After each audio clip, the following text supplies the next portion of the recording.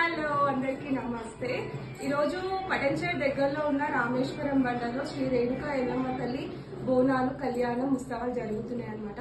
So దానికోసం మేము ఏమేమి రెడీ చేసుకున్నామో చూడండి. అమ్మవారి రేణుకా ఎల్లమ్మ తల్లికి అయితే ఒడి బియ్యం పోస్తున్నాము. అండ్ అలాగే గంపలు ఎదుర్కోవడానికి వస్తున్నారు. ఇప్పుడు ఇవన్నీ బోనం కోసము ఇలా సిద్ధం చేసుకొని పెట్టుకుంటాం మేము. ఇది తీసుకొని మేము వెళ్తున్నాం మా అడవిలో వాళ్ళ ఇంటి కాడ. చూడండి, తను వాళ్ళు మా అత్తమ్మలు, మా పెద్దత్తమ్మ చిన్నత్తమ్మ.